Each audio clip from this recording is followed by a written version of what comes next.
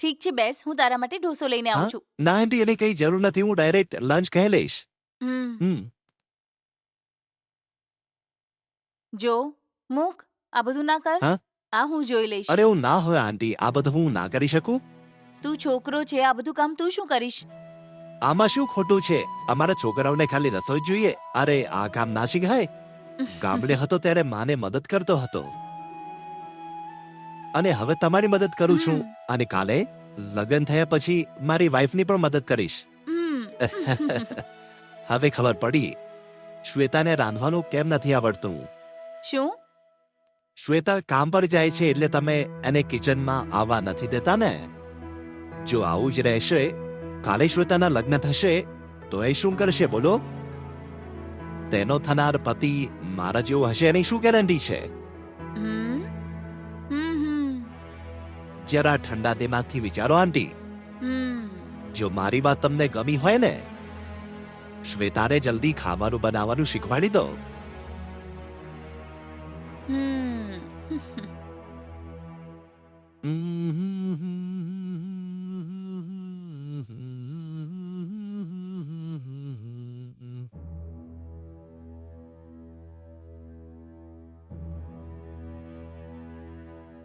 આંટી આહ, શું થયું? આહ. કેમ ઉદાસ લાગો છો?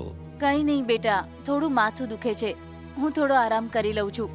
શ્વેતાના આવ્યા પછી તમે બંને જમીને ભૂલ્યા વગર કિચનમાંથી દૂધ લઈને પીને સૂઈ જજો. ચલો હું તમને હોસ્પિટલ લઈ જાઉં છું. એની કોઈ જરૂર નથી. થોડી વાર સૂઈ જઈશ તો સારું લાગશે. સારું તમે બેસો, હું દવા લાવું છું. અર્જુન, એની કોઈ જરૂર નથી બેટા. આંટી ચૂપ થઈ જાઓ, હું દવા લઈને આવું છું, તમે હમ. ઠીક થઈ જશો. અરે આ ક્યાં સાંભળવાનું છે?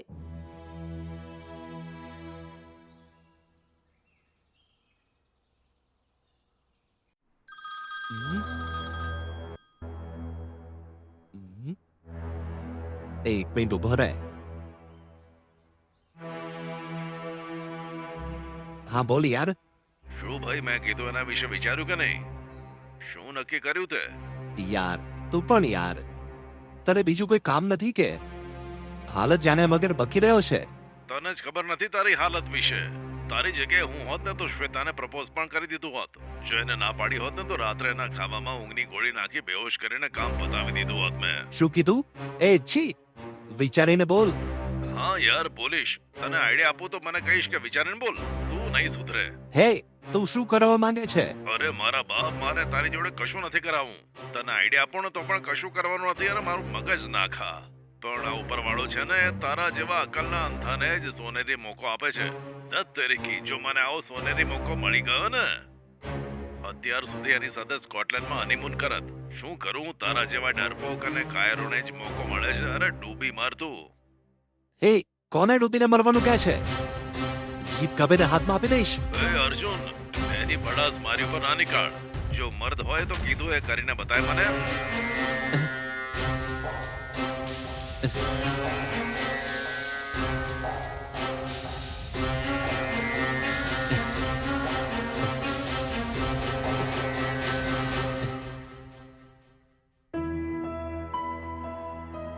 આંટી આ દવા ખાઈને સુઈ જાઓ તમે. મને દવા નથી જોઈતી. મારી વાત સાંભળો આંટી. ઓહો, આ દવા લેવા માટે બહાર ગયો હતો? હા જી આંટી. સારું, શ્વેતા આવી કે? ના આંટી, હજુ નથી આવી. શ્વેતા આવે એટલે તમે બંને જમીને દૂધ પીને સૂઈ જજો, ઓકે? અને તમારા માટે આંટી? મને કંઈ નથી જોઈતું. તમે બંને જમીને સૂઈ જજો. ઠીક છે? સારું આંટી, તમે આરામ કરો. સારું, હું જોઈ લઈશ. હા.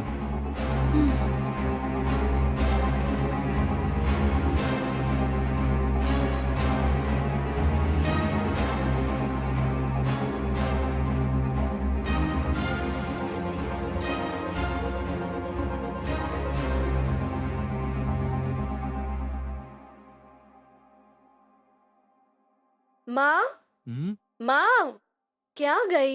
આંટીને માથામાં ખૂબ જ દુખાય છે એટલે દવા લઈને આરામથી સૂઈ ગયા છે. માથું દુખે છે? હા. કેમ, શું થયું?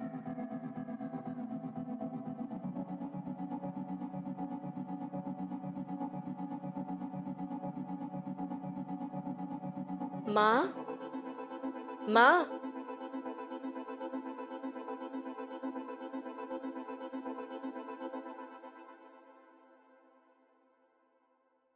ઠીક છે અર્જુન, હું ફ્રેશ થઈને આવું છું. હા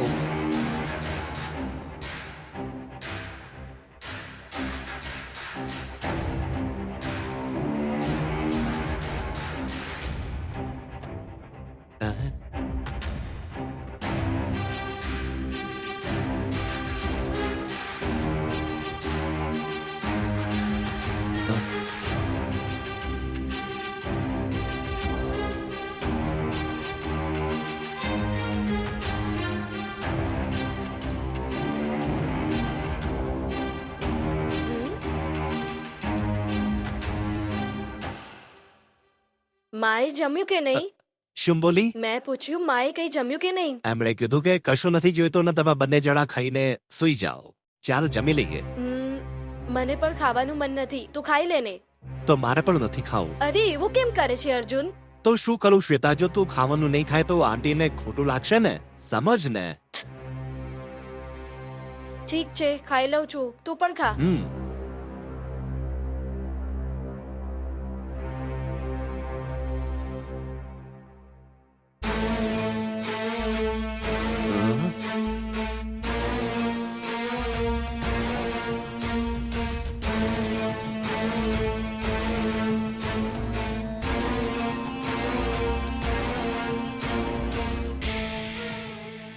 હે ભગવાન, મને ખબર નથી હું સાચું કરું છું કે પછી ખોટું કરું છું.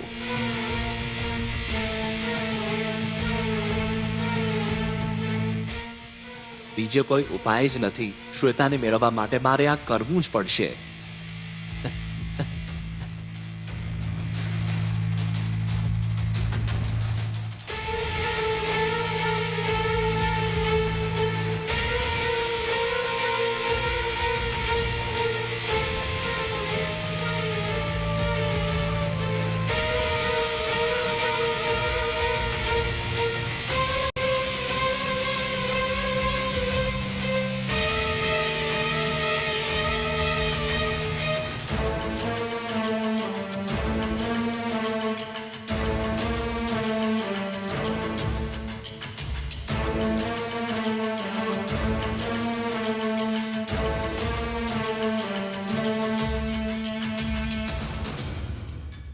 આંટી, આંટી,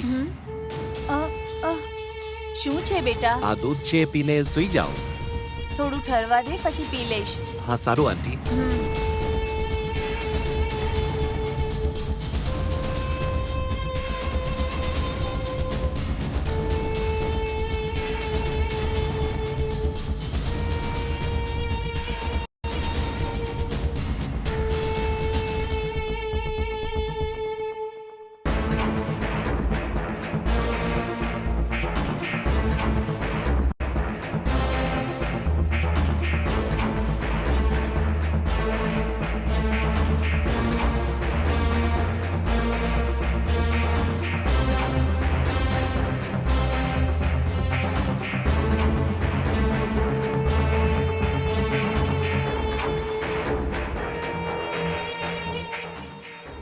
શ્વેતા, દૂધ.